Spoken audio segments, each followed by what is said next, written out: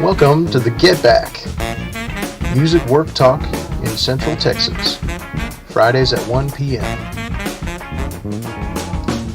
Brought to you by the Austin Federation of Musicians and with the Unemployment Compensation Advisory Committee.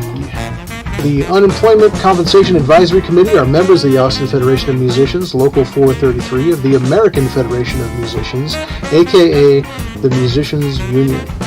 Some of us work as contractor 1099 workers, and others work as employee W-2 workers in various aspects of the music industry. The goal of this session is to share our experiences, including trials and tribulations related to the Texas Workforce Commission, or TWC, with other musicians in the state of Texas to aid in navigating the TWC application process. We are not experts in unemployment assistance. We are musicians.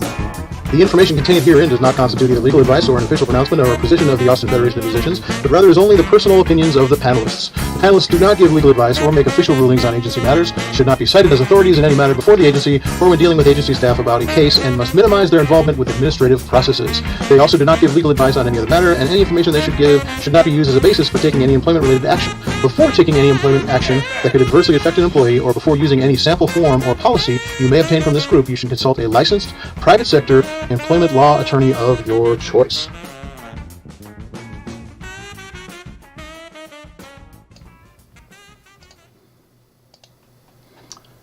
All right, welcome back. This is the Get Back for October 8th, 2021. I'm Aaron, and Mark and Russell are joining me. Hello, gentlemen. Yeah, we always start with the websites down in the show notes. That's the most reliable places to get information about what we're talking about, which is the music business recovery here in Central Texas from the pandemic. And I'm drinking coffee as usual here. You gentlemen have any beverages to speak of? Good old green tea right here. Mm-hmm. The usual spring water right here. Spring water, there you go. Remarkably consistent as usual. He's got a spring in his backyard. Right. That's a handy thing to have around. Absolutely, man. Well, I thought we could kind of stick to the three big things on the agenda today. The first thing is our brothers and sisters in IATSE, the Stagehands union. They did vote to authorize a strike for the first time since like before World War II, with the Television and Film Producers Association, because of the problems that have been having over there. They've been having, and that's pretty remarkable. They didn't vote to go. They're not on strike, because the fact that the whole union voted to basically give permission to the president of their union to call a strike if necessary. The fact that they did that has brought the employers back to the bargaining table. So now they're restarting negotiations because those had stalled out. So that's an important thing. I mean, it's the last half century or so. A lot of folks have been sort of standoffish to talk about going on strike, but that is really what the workers' leverage is, and so that's what works. Have you guys heard anything about that? The IATSE thing, yeah. And the ramifications behind this are huge. Mm-hmm. I mean, the word strike has not been tossed around lightly, and you have union busters in place to prevent stuff like this, and they got it through. Yeah. I mean, it's unified. I mean, this is amazing. Well, you know what my take on this is that, this is not the last one that's going to come down the pike here in the next few months, and the reason I think is because, like, if you go out and look to buy a car now, or you want to buy an appliance, or any of the big things that you need for your house, or even groceries, like compared to 2 years ago or 3 years ago, the prices of those items have gone way up. I mean, unbelievably higher. like my son is looking at buying a used car in New Orleans, right? And a 2017 vehicle is $30,000. You know, it's like everything that can go up, that people can get away with raising the prices on, they have raised the prices on. And so, you know, now people who work for a living, if you're working for the same amount of money that you were 2 or 3 years ago, it's just not going to cut it. So that's my take on this. You know, I mean, I don't think the stagehands and crews and stuff are the last ones who are going to realize that, you know, the deck is stacked against us or them now. Oh yeah, I mean that's a great point. I mean you have basically been pushed to poverty. You've been pushed out of the middle class. Yeah, yeah, because the cost of things is going up so quickly.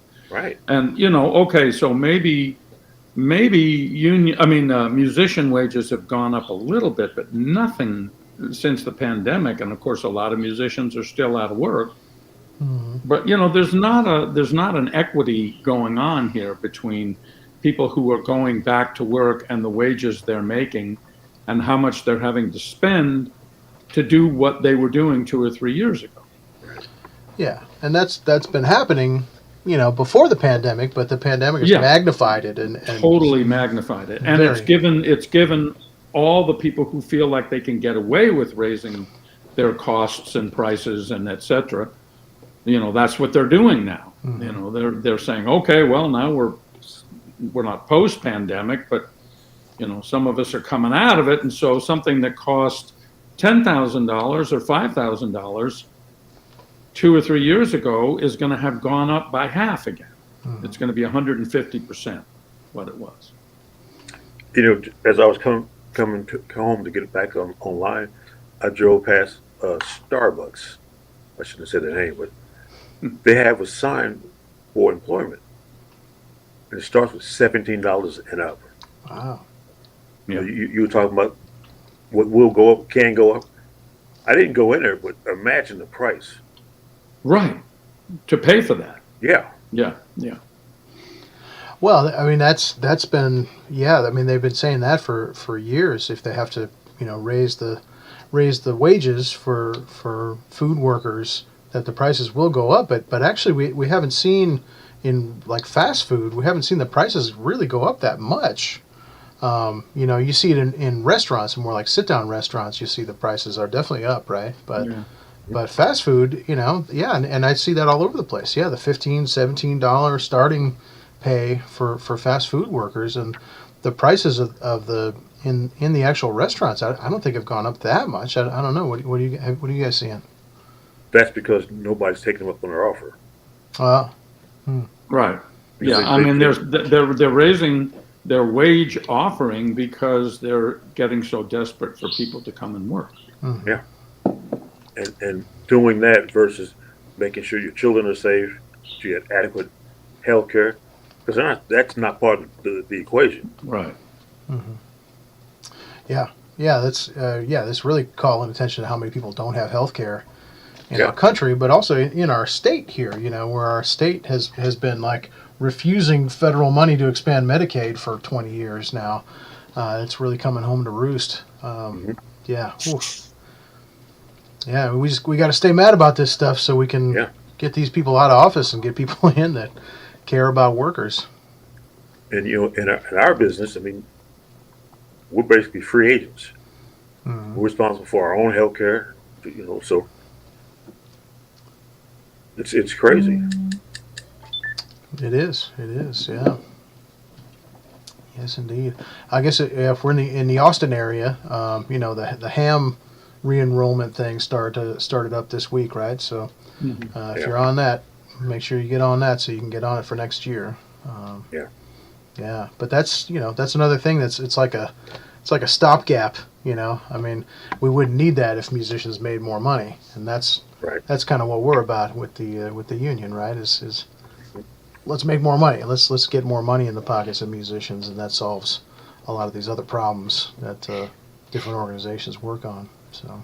Well, yeah, I mean, just keep bringing that up, but the Stagehands unit is the perfect example. Mm-hmm. I mean, they went out together, and they're going to come back together, and collectively, there's going to be something better for them all. Mm-hmm. Yeah, that's the only thing that's ever worked is the collective action. That's right. Same with the San Antonio Symphony. There we go, and that's the next topic. Yeah. Oh, Yeah. wow, what a segue. What a segue. Yeah, so they are actually on strike. And yeah, it's the symphony season hasn't started yet. Well, I mean, it's not going to start because they're on strike now. But their first concert date hasn't come up yet. But I think this weekend is the first date for their opera in San Antonio. Which in San Antonio they contract the symphony to play the opera. Right. We don't do that here in Austin, but that's how it works down there. And so those musicians aren't playing the opera either. And I think maybe the opera is just getting by with just a pianist or something. But I don't know if there's a picket for the opera because the contract dispute's not with the opera, it's with the symphony. So, yeah. But, yeah, that's definitely a unfortunate thing. They're basically trying to cut the symphony in half, basically, which is really sad because that's a great orchestra. And, yeah, a world-class orchestra, and has been for years. And, what are those, those musicians that get cut out of the orchestra are going to leave town. I mean, they're going to get jobs other places, so that's a huge loss for that town. Well, it seems, though, that the union is not going to let that happen. I mean, they're going to. It seems like they're going to stick to their guns. They're saying, no, we don't want to go from 90 to 40. Right. Yeah. And that's why they're on strike. That's right. Yeah. Yeah. And when that's happened before in San Antonio, like the donors have sort of stepped up and said, oh yeah, we do need to fund that. That's right. But we'll see. Yeah. But they already took a pretty sizable pay cut 2 years ago, right? They did. Yeah. Yeah. For the pandemic, they took like an 80% pay cut. Yeah. And that was the promise that the management made them was like, oh, this is just to get through the pandemic, and then right now they're everybody asking for more. It's Yeah. getting worse. Yeah. Well, not just asking for more. I mean, they're asking to like cut No, I mean people out the completely. management is asking. That's for right. Yeah. more cuts. Yeah. Right. Yeah. Yeah. Not just cuts to their salary, but like they want to cut people out now. Completely, which is horrible. Those people that made sacrifices to stay in San Antonio and to stay in the orchestra, and oh man, yeah, it's a real head scratcher. Yeah. But anyway, so yeah, we'll probably have some musicians from here driving down there when they do their demonstrations whenever that happens, and we're definitely in solidarity with those musicians down there. Yeah. So and hopefully that gets resolved because that symphony is incredible. That's an incredible orchestra, and it would really be a shame for a city that size to not have that great orchestra anymore. Yeah. So. And, it benefits us all for that to work. Yep, that's right. Yeah. Yep, you can't have a music music market without great classical music institutions too. Right. You got to have it. It all works together. So, yeah. Right on, man. Well, what's the next topic? We talked a little bit about the new police commissioner, right? Last week, or police chief is the title, right? Police chief, yeah. Yeah. So what's the latest on that? He was confirmed last week at the city council meeting, right? Over some objections, I think, right? Do you guys have any info on that? Well, I'm completely biased. I was not for him. Mm-hmm. I will never be for him. Mm-hmm. So let me recuse. Well, but yeah, there was that was the position of the folks that spoke out against it right at the meeting, where they were hoping to bring in a fresh perspective, and that didn't happen, right? No, yeah. I just feel like he's one, I just feel like he's a pushover. And two, I just feel like he's not going to enforce the will of the people to correct that department. Mm-hmm. And being, a black American, I don't trust him to do right by us because the police are out of control. And when Black Lives Matter was here, I saw people being hurt by his force. Mm-hmm. I didn't see him on TV saying, well, this got to stop. Mm-hmm. I didn't see him at the hospitals saying we need to, talk to the people behind us. Matter of fact, I didn't see him. Mm-hmm. All right, now you're talking about the demonstrations in the summer of 2020, or actually it was May and June, right, of 2020. Yeah, but he was part of the force then. I mean, if you're going to show some leadership, where were you? Yeah, and those were the protests that our not to mention names, but our brother, the guitar player, took a rubber bullet to the face. Mm-hmm. Yeah, and a young man, a beautiful young man, and really messed up his face, and he's doing better now, but holy cow, it was awful to see that.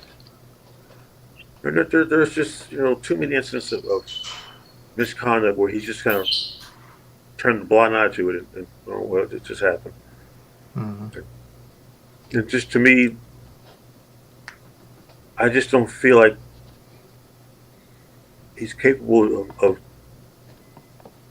doing what needs to be done. And I don't know. I could go on and on. I just, like I said, he's not my candidate. Yeah. I think that's a pretty apt summary of the objections right there. Yeah. Do you hear anything up in your neighborhood, Mark? Well, I mean, sadly, I think nationwide, the impetus for reform and a lot of the impetus that came from the Black Lives Movement and other ones, I mean, it was at the forefront of everybody's mind for a few months, and now it sort of seems like it's slipped back into the distant past, and a lot of the desire for change. I think the desire is still there, but the people who were responding to that, I don't see them out there anymore fighting for change that much. Mm-hmm. And, a lot of the city organizations around the country and state organizations, they haven't taken this opportunity to make a lot of changes in how policing is done and what their police forces look like. And I think it's a missed opportunity, but that's what's happening. So. Yeah. Well, so the next stage of this, I mean, the next fight here is this new proposition, right? About that the local Central Labor Council this week just came out against. And is it Prop A or Prop B that's coming up on the election? It's A, right? That requires like hundreds of new police officers to be hired, no matter what it costs, or something like that. Pretty much. And yeah. that's an edict direct from our governor. It's a way to rescind that cut the police force's budget thing that he wasn't for.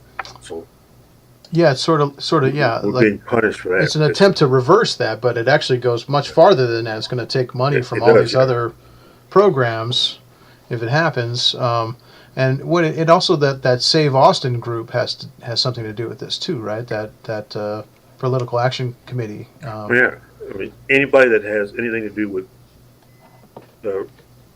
reform the police department will being punished now. This is how they're getting around it. Mm-hmm. Mm-hmm. Yeah, so that's something we actually can vote on. So that's something to make sure we talk to each other about, and that Save Austin group, a little bit of a slippery name there, in my opinion. But it's important to talk about this stuff so that we can all go and vote on this. Do it before they're through gerrymandering. What was that? I say do it before they're through gerrymandering. Oh my gosh, yeah. The map is already up. Yeah, Pretty obvious what they're that's trying the to other do. big news this week, right? Yeah. That they put that map out and it is getting approved by the state It's legislature. pretty clear what it's trying to do. Yep. Yep. Yeah, and of course the message is, I mean, the message that the conservative side is putting out is like, oh well, look, we made a new Democratic district inside Austin, right? Look at that, but it's weakening the districts around it, and that's on purpose, and Of course. if those districts are lost, like then then they have an even stronger majority, and it really needs outside judicial oversight, which we used to have before 2013. Right. They used to have that all approved by a federal judge because of the history in this state of that happening, and now it's happening immediately again. This is the first time they've had a chance to do it since 2013, and basically, they're confirming why that law was necessary to begin with. But one interesting side to that is that demographically, more and more people, not just in Texas, but around the country, but a lot in Texas, are moving into the cities. Mm. And Yes. so that's to some extent maybe an antidote or a contrary trend to the gerrymandering. I mean, I'm not trying to excuse the gerrymandering at all or the redrawing of the maps, but I think you're right. But, the biggest thing is, you hate to be the conspiracy guy, but first there was a big push to evict people. And right after that comes this map. Mm. And you have to have an address to vote. right. Mm-hmm. And I just don't think this is coincidental. Sure. Yeah. No. And I think those 2 points go together, right? Like Yeah. Mark's point about the urbanization of the country is making the Republican side more desperate to Yeah. grab some of this power while they still can, even if it's in these blatantly nefarious ways. And we gotta keep a spotlight on it, otherwise it's going to keep happening, right? Mhm. Man. Yes, indeed. Well, so anyway, the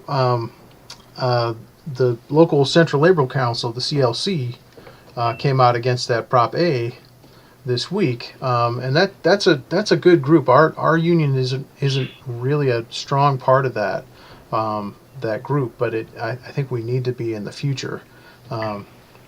We're still kind of getting back on our feet and building up, but that's something we need to get into when our officers have more time, like myself. But yeah, for sure, because that group does a lot of good, and our local IATSE brothers and sisters are part of that as well. So that's a cool thing as well. So yeah, man, constantly learning about everything.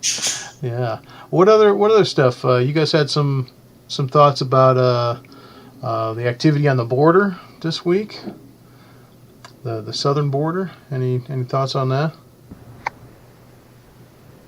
I just wonder where'd they go.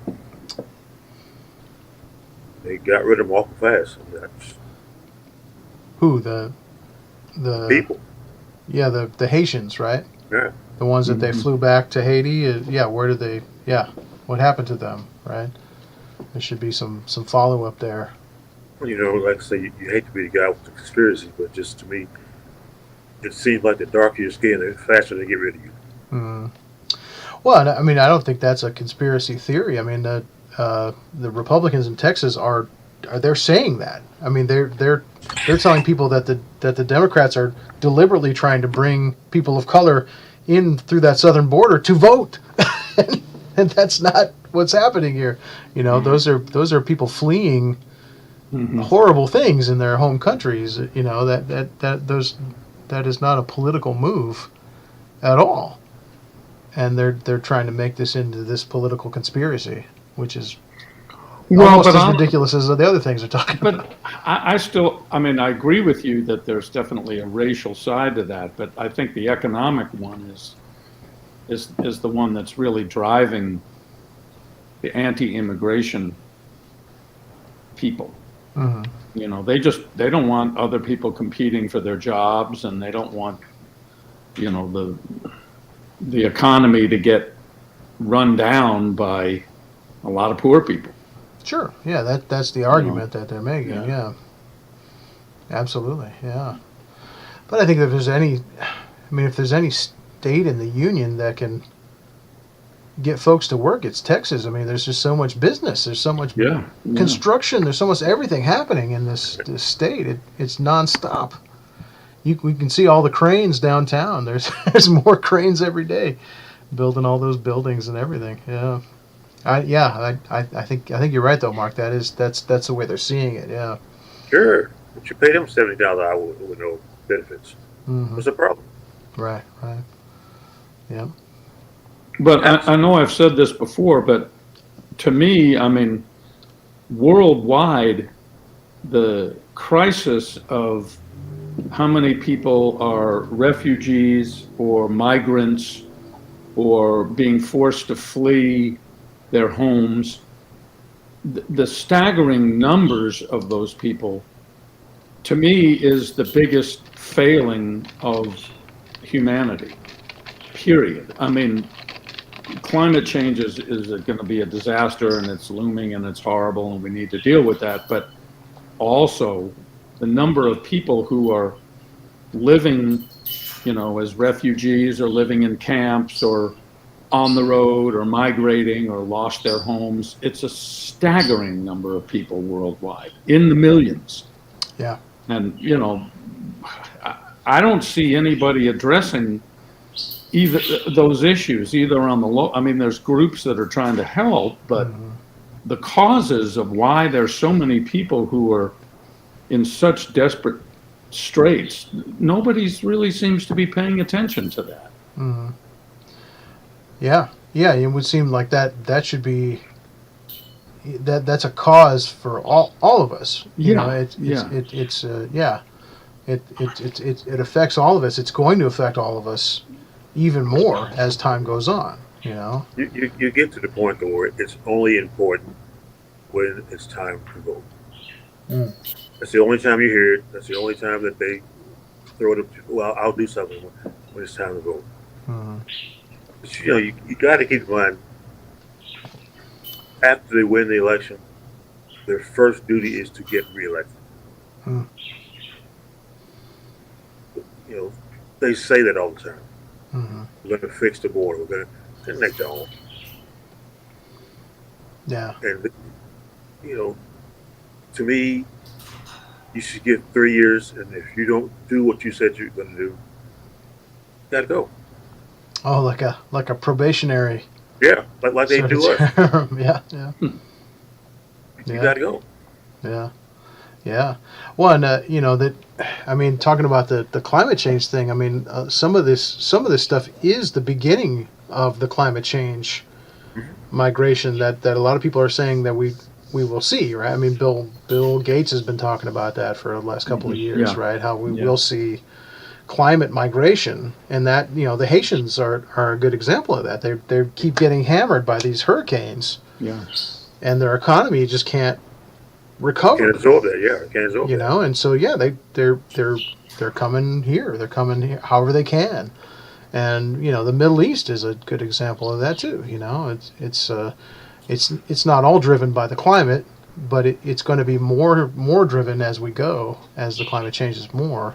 And some of it already is part of that, you know. Do you remember OPEC? Mm-hmm.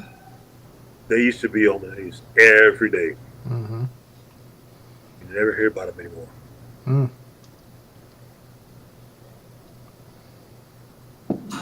OPEC, the oil producing countries, yeah. It's a conglomerate. Yep. You just don't hear about them anymore. Mm-hmm. Why is that, do you think? Just think that we don't need them anymore. Oh. We've sucked them dry. They're not important to us anymore. Mm-hmm. We've moved on. Maybe. Well, I mean, we have to as far as the energy economy, but it's going to take a long time. I keep bringing up there's still there's no electric airplane, Right. and there's not going to be. There's just no way to make that happen in the near term, at least as far as like passenger carrying airplanes. Right, yeah. They got little ones, but yep. Not something that I would feel comfortable getting on. Your pilot is Mr. Drone. Yeah. No, thank you. No, thank you. Just a minute while I wind up this rubber band. Right, Hold on. yeah. No, thank you. Yes, indeed. Right on, man. Okay, man. Well, any other topics we should move on to? You guys working this weekend? No, Yeah. no specifics, but but I have one gig on Sunday. there you go. Oh. There you go. Yeah. I'm working tonight and tomorrow night, and and lots of union work this weekend. It is picking up. I feel like it's picking up. I don't know about you guys. I'm personally seeing rates that are either the same as before the pandemic or higher, but I don't know if that's the case for everybody. I don't know. What are you guys hearing? Pretty much the same. Yeah. Yeah, I've seen the pay scale go up a little bit, Mm-hmm. but nothing enough to keep pace with how much everything is costing, how much more everything is costing. And that's the thing to keep in mind, is that it should be more, and it probably should be even more. Yeah, because the cost of getting there, right? I mean, we're paying more for gas. We're going to pay more for our cars. We have to have a car. Mhm. This is in Europe, we can't get on the train to get to our gigs or something, right? We can't even get a train to the airport in this town yet. Right. So yeah, absolutely, man. I'm contemplating taking the bus to a gig next week, trying to figure out how that would work, because it's downtown, and parking downtown is, Horrible. it's Nightmare. getting nuts. I mean, if you work down there a lot, you can get that monthly parking. The night parking monthly Right. is really reasonable, but you got to be down there. Oh, look at that. It's red. Hey, buddy. It's the real voter. The real voter. Yeah, man. What? But yeah, you got to be down there, I don't know, 3, 4, 5 times a week to really make To it make it worth it. worth it, right? Because it's like $40 a month. So I guess you could do it like once or twice a week, and it would be worth it. But yeah, you got to be down there regularly. And I don't know about you guys, but I'm not downtown all the time. Lots of other places, but not downtown. Yeah, so it's interesting. Yeah, we'll have to see. Yeah. All right. Well, any other thoughts before we sign off, fellas? No? That red one FaceTime. Yeah, I love Red. He wanted to know what I was doing. It's good to have his perspective. Yeah. Always. All right. Well, if you, the viewer, are in the music industry, don't give up. We can get through this and come out of it better than before by doing the right things, by doing our business better than we did before. You can use a contract. You can join the union. You can file your contract with the union. Enjoy all the protections and benefits that come your way, including the fact that there is a union to hold up the market in your area, in your country, and also in Canada. So don't give up, and we'll see you next week on the Get Back. Take care.